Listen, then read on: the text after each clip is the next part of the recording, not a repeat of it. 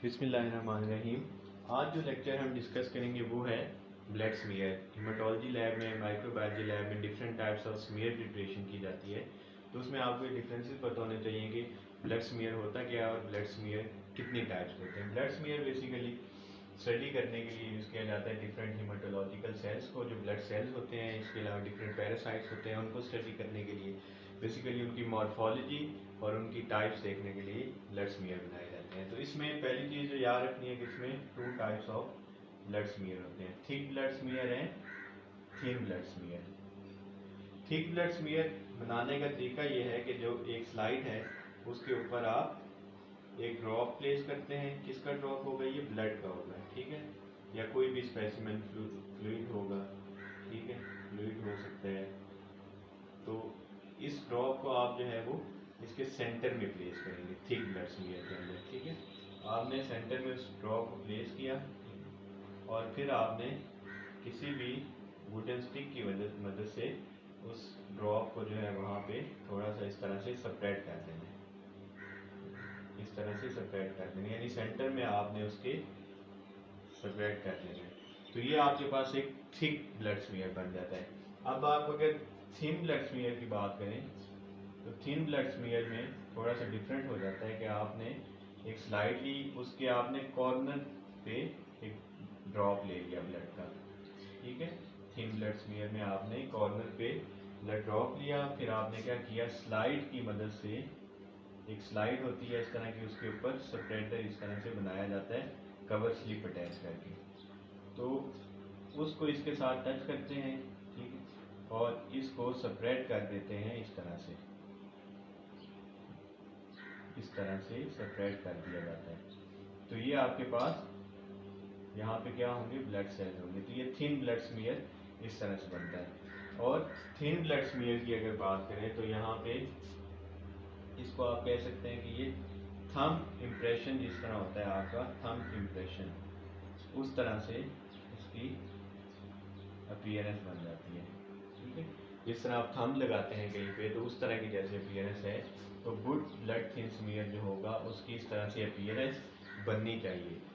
तो ये जो सिंपल प्रोसीजर थे कि ब्लड थिक ब्लड स्मीयर और थिन ब्लड स्मीयर जो है वो कैसे बनाए जा सकते हैं। फिर नेक्स्ट में हम देखते हैं कि इनकी प्रॉपर्टीज क्या होंगी, थिक ब्लड स्मीयर की, थिन ब्लड स्मीयर की, इनकी कलेक्टिवली दोनों की गुड कैरेक्टरिस्टिक क्या होंगे इनके।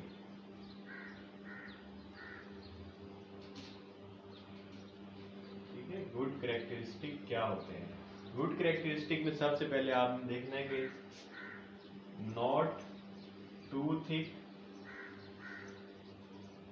नॉट टू थिन, यानी ये भी नहीं करना कि स्लाइड को आप बहुत ज़्यादा थिक बना दो, ठीक है, और ये भी नहीं करना कि आप उसको ब्लड ज़्यादा ले लो, ब्लड ड्रॉप ज़्यादा ले लो और उसको ज़्यादा थिन बना दो। फिर जो नेक्स्ट चीज़ है कि एयर बबल्स उसमें प्रेजेंट नहीं होने चाहिए, ठीक है। एयर बबल्स प्रेजेंट मतलब कि ये स्लाइड है, तो अगर आपने ये स्लाइड थिन स्मीयर बनाया इस तरह से, तो अगर उसमें एयर बबल्स होंगे तो इस तरह से आपको वहाँ पे डॉट्स से नजर आएंगे। तो एयर बबल्स जो है एक गुड स्लाइड में प्रेजेंट नहीं होने चाहिए, वो आपकी रिजल्ट रीडिंग जो होती है उसको वो इफेक्ट करे होते हैं। फिर नेक्स्ट चीज जो है उसमें जो थिन स्मीयर आप बनाते हैं, do not touches the ends of slide, ठीक है। जो स्लाइड है इसके एंड्स को ये ना आप इसको पूरे उस पर सेपरेट कर दें, तो इसको सेपरेट नहीं करना चाहिए, ठीक है। इससे भी ये भी इसके गुड कैरेक्टरिस्टिक में नहीं आता। यानी फर्स्ट चीज़ ये है कि टू थिक ना हो, सेकंड ये टू थिन ना हो, ठीक है, एयर बबल वहाँ पे प्रेजेंट ना हो, वहाँ पे एंड्स पे वो टच ना करी हो। तो ये सारी जो है आपने ये चीज़ें याद रखनी है कि अगर कोई भी स्लाइड प्रिपेयर करते हैं तो उसमें आपने ये पॉइंट जो है वो जहन में रखने हैं कि इस तरह से ये, और टेल उसकी प्रॉपर या थंब इम्प्रेशन लाइक स्लाइड बननी चाहिए, ठीक है। वहाँ पे टेल प्रॉपर हो या वहाँ पे थंब इम्प्रेशन जो है उस तरह से, इस तरह से ये स्लाइड की अपीयरेंस होनी चाहिए in case of thin smear. जबकि थिक स्मीयर के केस में आपने यूनिफॉर्म उसको सेपरेट करना है पूरे स्लाइड के ऊपर। तो ये क्वेश्चन अक्सर पूछा जाता है एग्जाम में भी, वाइवा में क्वेश्चन होते हैं।